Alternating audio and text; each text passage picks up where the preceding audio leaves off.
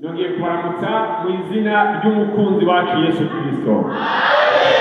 Ikasabe ishengero muhaguruke gatoya akantu dukora gatoya imbere yuko tubandanya n'ijambo ry'Imana ugiye gushikirizwa n'umwungere Ezekiel Ndikumana.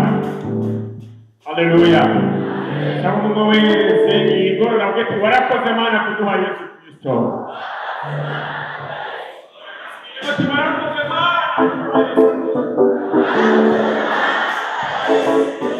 Niba warikoze wicaye Imana igutezagire dukomere amashyi y'Imana yemeye gutanga Yesu Kristo ku bwacu. Haleluya.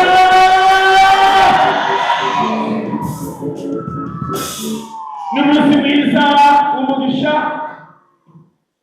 umunsi twibuka intsinzi y'umwami wacu Yesu Kristo mu kuzuka agatsinda rupfu na kuzimu. Kugira ngo uzowizera wese ntazapfe rubi ariko azaronke ubugingo budashira. Ndakwifurije kuzoburonka mu izina rya Yesu. Ndakwifurije kuronka ubugingo mu izina rya Yesu Kristo. Tugiye gusangira ijambo ry'Imana, ni ijambo ririmo ubuhanuzi kandi ni rwawe. Amen. Turasoma ubutumwa bwiza bwa Yesu Kristo uko bwanditswe na Matayo igice cya 28 umurongo wa mbere kugeza ku murongo wa 6. Matayo 28 umurongo wa mbere kugeza ku murongo wa 6. Murabe imbere ndababwire ijambo tugiye gusangira. Abiteguye kumva ijambo ry'Imana tuduze ibiganza. Ijambo tugiye gusangira ni ijambo Imana igutembagare ikibuye ku buryo bw'Imana. Imana igutembagare ikibuye. Haleluya. Byumvise ubyifurize ubibwire mwene se muri kumwe ubwira ngo nawe Imana igutembagare ikibuye. Niba ubyiza bifasha gukomera Imana yo mu ijuru amashyi. Dusome kuzuka kwa Yesu. Umunsi w'isabato ushize ku wa mbere w'iminsi indwi umugenzi ugomba gutambika Mariya Magadalena na Mariya wundi baja kuraba imva. Habaho kunyeganyega kw'isi gukomeye kuko umumarayika w'umwami Imana yaramanutse ava mu ijuru araza akura cya kibuye agitembagaje akicarako. Amena. Ishusho yiwe yasa n'umurabyo, impuzu ziwe zera na shelegi. Ubwoba yateye abararirizi bubashyira mu gatego bamera nk'abapfuye. Ariko umumarayika abwira ba bagore ati mwaba ntimutinye kuko nzi ko murondera Yesu umwe yabambwa. Ntari hano kuko yagize nte? Ntari hano kuko yazutse nk'uko yavuze ngo murabe aho umwami yarajyanye. Amen. Kandi amen. Ni iri jambo ry'Imana. Imana igutembagaje ikibuye. Ndabifurije ubugira kandi Pasika nziza mu izina rya Yesu. Ndabifurije gutembagarizwa ikibuye n'Imana mu izina rya Yesu. Haleluya. Ndagiye gukoresha umwanya mutoya ugeze twumvise ijambo ritubwira kuzuka k'umwami wacu Yesu Kristo. Sinokwibagira kubabwira urupfu rwiwe n'ibyabaye igihe yapfa. Uko abwira ngo azuke nuko yabaje gupfa. Turasomye mu butumwa bwiza uko bwanditswe na Matayo. Matayo isigura Matayo bwa mbere yitwa Lewi. Ibyo yakora murabizi kubera umutoza kori. Amaze guhura na Yesu niho yamuhindura kandi niho yahindura izina areka kwitwa Lewi yitwa Matayo. Lewi isigura ngo kwifatanya. Mani ihabwe icyubahiro cyane. Jewe duhamagarirwa kwifatanya n'umwami wacu Yesu Kristo. Mani cyane. Muri iki gihe rero cy'urupfu rwa Yesu Kristo hariho ibintu bine bikomeye byabaye ariko ngomba kukubwira. Ikintu cya mbere tubona mu gihe cy'urupfu rwiwe, Bibiliya itubwira yuko habaye kunyiganyiga, habaye ubwira kabiri igihugu cyose. Haleluya. Igihe cy'urupfu rwa Kristo rwaranzwe ubwa mbere ubwira kabiri ku isi yose. Ushobora kwibaza ati ni kubera iki habaye ubwira kabiri igihugu cyose? Abari inyuma mikoro murayumva? Haleluya. Mu Bayuda bwa mbere turazi ko batemera Yesu kuko ari nabo bamubambye, ari nabo bamwishe. Ariko mu mico n'imigenzo bafise, iyo muri bo hakuye umuntu akomeye mu ndongozi nkuru z'igihugu, igihugu cyose haba icyunamo. Icyo cyunamo cyari kigizwe no kuduza amabendera yirabura igihugu cyose. Twebwe no mu Burundi iyo habaye icyunamo baduza amabendera bakayagarukiriza hagati. Ubonye ibendera ryaduze ry'igihugu rikagarukira hagati, ucumenya ati hariho umukuru, na cyane cyane umukuru w'igihugu aba yabizeye, aba yapfuye. Yesu yari umwami w'isi yose, ariko Abayuda ntibamwemera. Nicyo cyatumye igihe yacikana atakomandeba cyangwa atategeko ryo kuduza aya madarapo yirabura, kuko iyo akayaduza bari kuba bashinze intahe yuko Yesu Kristo ari umwami koko w'Abayuda. Ibyo banga kubigira, ibyo banga kubikora, ariko ijuru riramenya yuko ibyo batari bikore.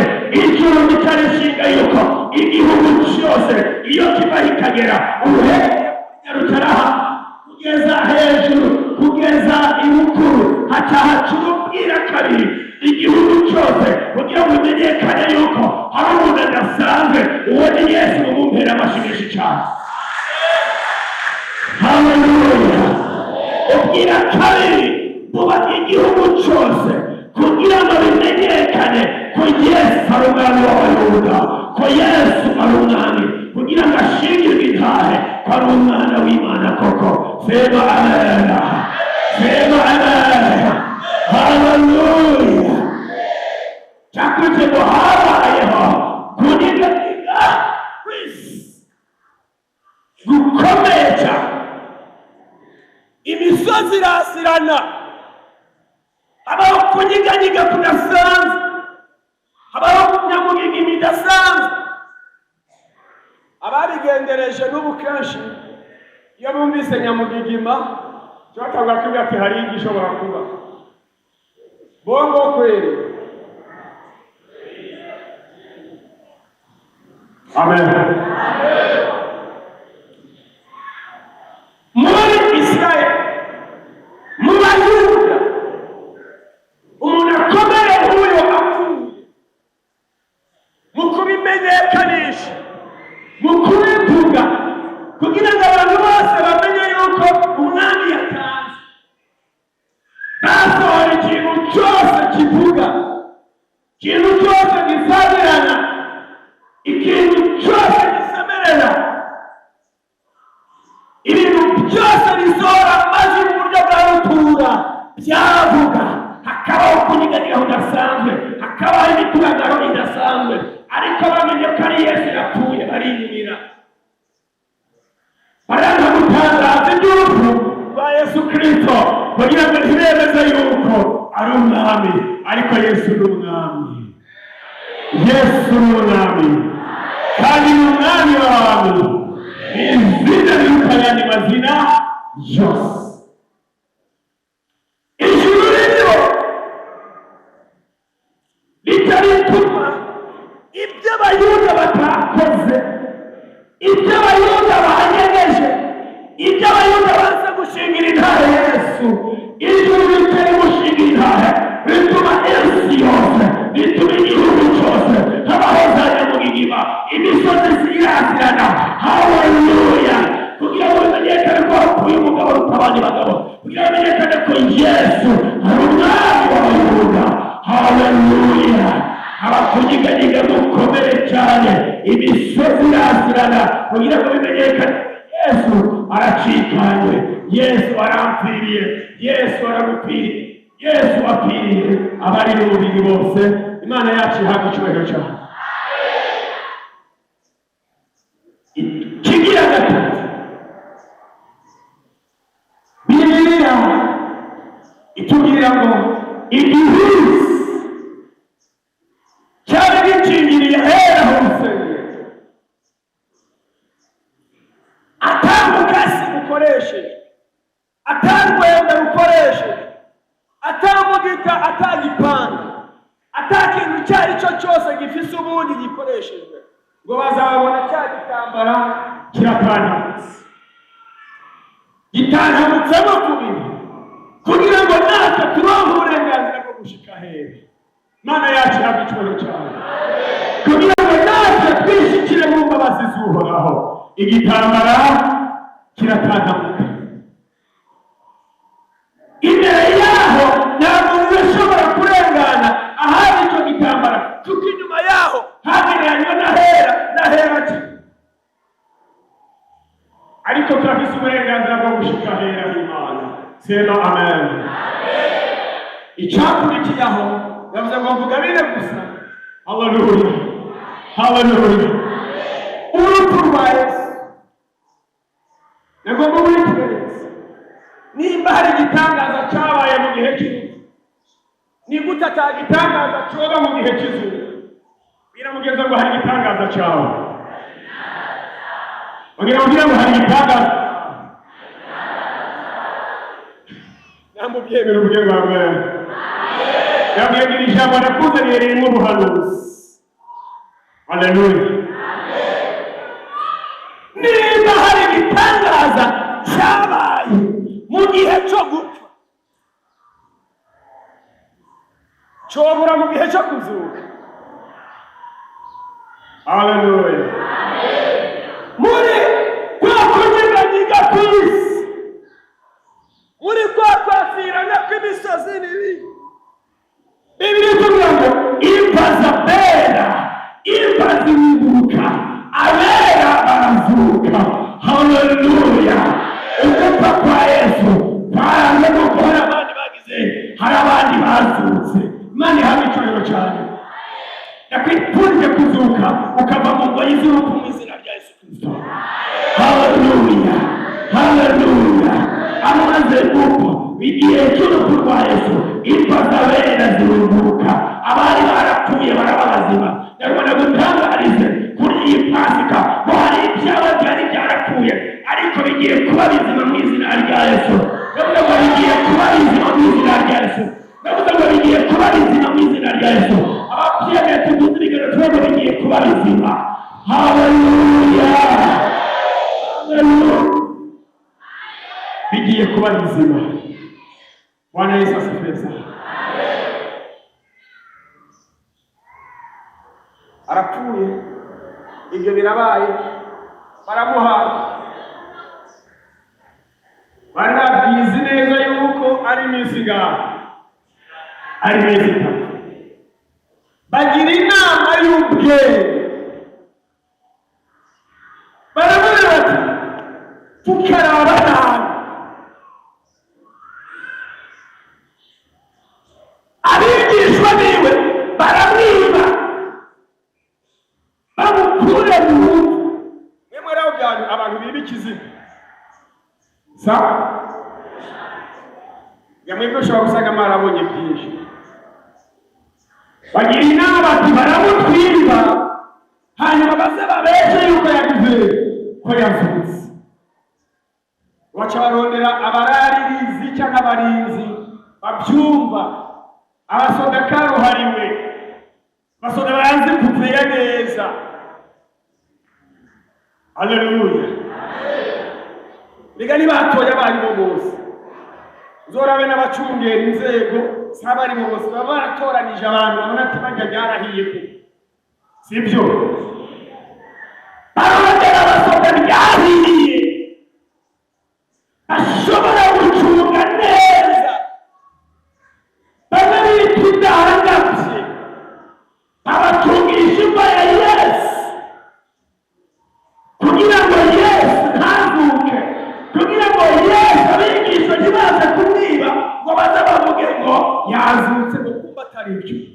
Baramurarira, hari uruhande yo kurarira nego baramurikira bavuga ati ibi bakoze gusa byo kumushyira mu mva byonyine ntibihagije, tuyihome dufufire neza dushire ko kaburimbo twugare neza ngo murare imbere twugare neza hanyuma twugare twamubwira koko ku buryo bitazoba ibyoroshe bashyirako ikibuye kinini cyane bakibaza umunwa w'imva ya Yesu Kristo aho hose hari mu ntumbero yo kugira ngo Yesu ntazuke mu bapfuye ariko yarazutse. Arayabura gusa nubwo wugaye kuri urwo rugezo rungana gutyo, nubwo iyo bayirindishije kuri urwo rugero wumva rungana gutyo, Bwana Yesu asifiwe sana. Munsi wa mbere tayari, munsi wa kabiri, umunsi wa gatatu mugatweze mugaturuturu, haleluya, mugaturuturu Mariya na Mariya Magadalena bazinduka kuja kuraba, bazinduka kumva ya Yesu batwara ibimota neza bagiye kuraba ingene situation imeze, ingene ibintu bimeze. Bahageze, haleluya, bagize turi kumwe kubera akamara kariho karagwa benshi bakanye. Amen. Bahageze bagishika hari kwa Yesu bakubitwa n'inkuba baranabapfu baratangara bene ngo bagira ubwoba bwinshi buza ngo bakwitwa n'inkuba ibisiga ko hari inkuba yaje kubakubita. Uvuga yerekana iyo expression yerekana ingene batangaye cyane. Haleluya. Bagira ubwoba bwinshi cyane kubera iki bagize ubwoba nuko basanze imva ya Yesu yubuye, biribye ngo umumarayika w'Imana ngo yaraje atembagaza ikibuye, cyakibuye cyari gifufiye, cyakibuye cyari gihomesheje ishashara, cyakibuye cyari gihomesheje ikaburimbi, ngo umumarayika w'Imana araza aragitembagaza kugira ngo Yesu azuke. Haleluya.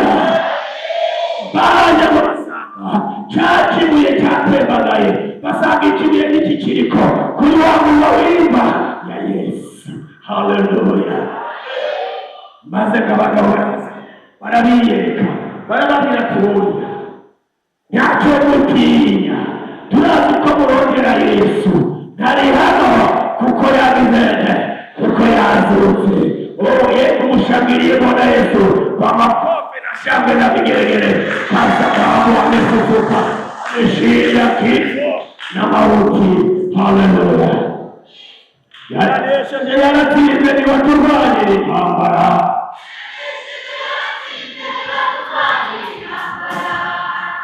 Haleluya. Ijambo nakuzaniye kandi ngiye gusozera ni iri jambo rivuga ngo Imana igutembagarisha ikibuye.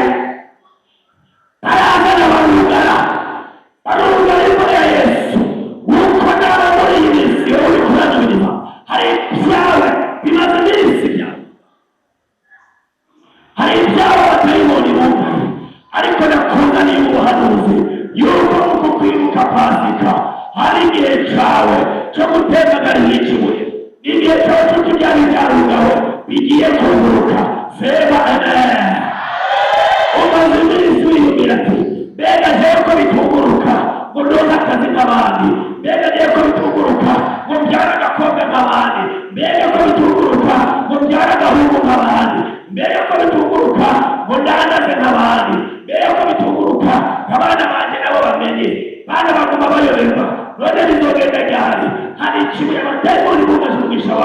yagutangarije kuri iyi Pasika ngo ikibuye kiratembagaje mu izina rya Yesu.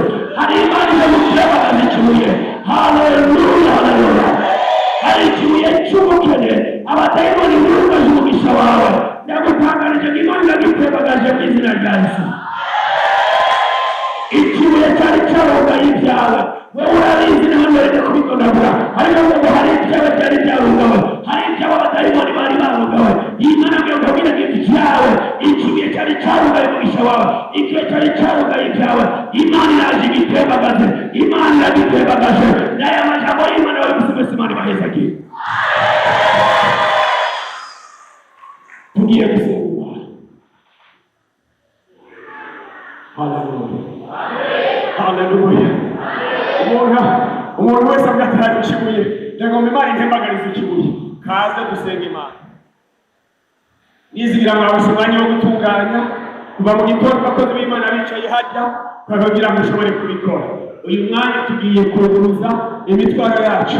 Ibibuye abadayimoni bari barungaje ibyacu, tugiye kubitembagaza, tugiye gusenga Imana bidutembagariza ikibuye. Kandi nimba hari ibitangaza byabaye mu gihe cy'urupfu rwa Yesu, bavuga ngo no mu gihe cyo kuzuka hari ibitangaza, Imana ije gutembagaza ikibuye. Hano utere intambuko yawe, tubibwire wumvire ngo Mana nanjye ntembagariza ikibuye. Urazi ikibuye cyugaye ibyawe, ikibuye cyugaye umugisha wawe, cyugaye umunezero, cyugaye amahoro, usigaye ugenda wowe utazibusha. Hari cyugaye umugisha, hari cyugaye ibyawe, tugiye kugitembagaza. Haguruka we urimo, tere intambuko upfukame hano, usaba abakozi b'Imana babyaguruke kugira ngo bagusengere. Dusabe mwongere wa kabiri ace yigora ashike hano asenga Imana gutembagaza ikibuye mu izina rya Yesu. Hari impuhwe zitangaje urumara soyaye. Hari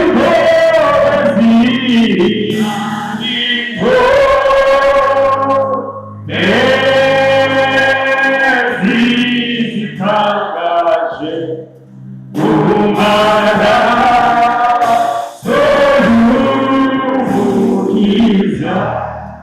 tugomba gusenga Imana. Ijambo ry'Imana riravuga ngo nta jambo rivuye ku Mana ribura ububasha. Niba dufite ukwizera ndetse ibyizigiro, tugomba tugusengere. Icyo Imana yagutembagariza muri iki gikorwa, haguruka igipfukamira hanyuma dusenge. Mana neza batwose mushobora byose, Mana y'amahoro, Mana y'urukundo, Mana y'imbabazi. Ewe Yesu, urupfu ntibyakunze ko rukugumya, abadayimoni ntibyakunze ko bakugumya. Yesu mwene Nazareti, icyo wari waravuze yuko inyuma y'iminsi itatu uzozuka ukaba muzima cyarashitse mwami Yesu. None intsinzi yawe yari intsinzi y'abera, yari intsinzi y'abizera. Tubasengera ishengero ihagaze abamwami, tuze mu kamigara yawe. Harimo abafise imitwaro, harimo abafise ibibazo, hari ibyananiranye, hari ibyagoranye. Turakwica amaraso ya Yesu yongera bagaragareho Mana. Haleluya. Mu izina rya Yesu, ijambo ryawe rivuze ngo marayika aramanuka atembagaza ikibuye, agitembagaje akicarako. Ewe Yesu, turabasengeye mwami, imeze nk'imitwaro, imeze nk'ibuye, imeze nk'ibibazo byarugarije. Mu izina rya Yesu turabitembagaje, turabitembagaje. Igutembagaze, igutembagaze, tembagaza nabi, tembagaza Yesu, tembagaza ibyananiranye. Muri Yesu biremera. Haleluya. Iri shengero ryawe Mwami, abagize ukwizera, abemera intsinzi yawe, abemera kuzuka kwawe, abemera ko bashikiwe n'amasezerano, barapfukamye Mwami. Uhoraho ubagire neza muri iki gikorane, kuri uwo munsi mukuru mwiza, maze bibuke ko batarabona Imana, batarabona ijuru. Urakoze Mwami. Yesu agira ijambo ryawe, Yesu agira ryumvise bakagizera. Mana turagushimiye tugukomera amashyi n'amashimwe muri byose mu izina ry'Umwami n'Umucunguzi wacu Yesu Kristo. Amen. Tugiye gusengera abarwayi.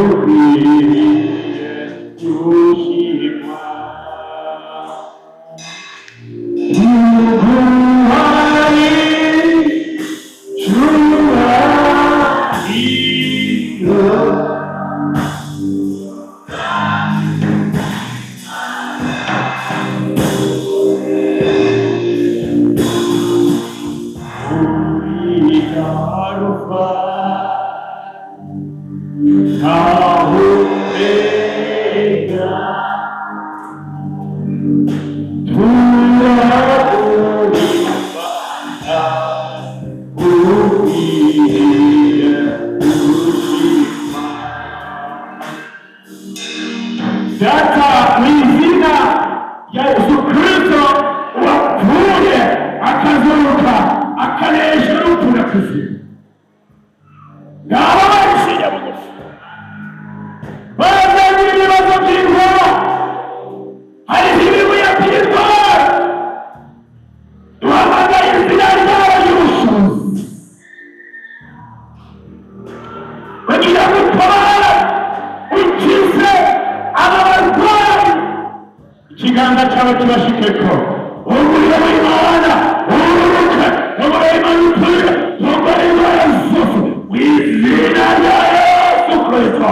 Aragaza gukiza abarwayi ururuke, ababoshe Imana ururuke mu izina rya Yesu. Uhoraho Mana, ndasenga umuntu wese ariko aradukurikirana, haleluya, abari hano, abari kuyibonesha kure, ntabwo ridahita tibi, bose agize ukwizera arwaye kandi arwaje, abo bose turabasengeye. Mana mubagirire neza, ukuboko kwawe k'ubushobozi reka kubashikaka aho bari hose mu izina rya Yesu. Tembagaza ikibuye cy'indwara mu izina rya Yesu. Tembagaza ikibuye icyo ari cyo cyose cyaziriye ibyabo mu izina rya Yesu Kristo. Turasengeye abari mu bitaro bitandukanye, bari mu bitaro bito na bikuru ku isi yose, abari ku isi yose mu mpande zine z'isi, turabasengeye Mwami, ubasanga aho bari, ubasanga aho barwariye, Mana ubakize. Abari mu makambi y'impunzi turabakweretse, abari mu busho butandukanye Mana turabakweretse, abari mu mihira yabo turabakweretse, hari abariko baraturatura ku bw'intambara, bari mu mashamba atandukanye, abo bose turabakweretse Mwami, ubagirire neza mu izina rya Yesu Kristo, Umwami n'Umucunguzi wacu. Amen. Haleluya. Kasabe twese ishengero tuve hasi dusengere igihugu.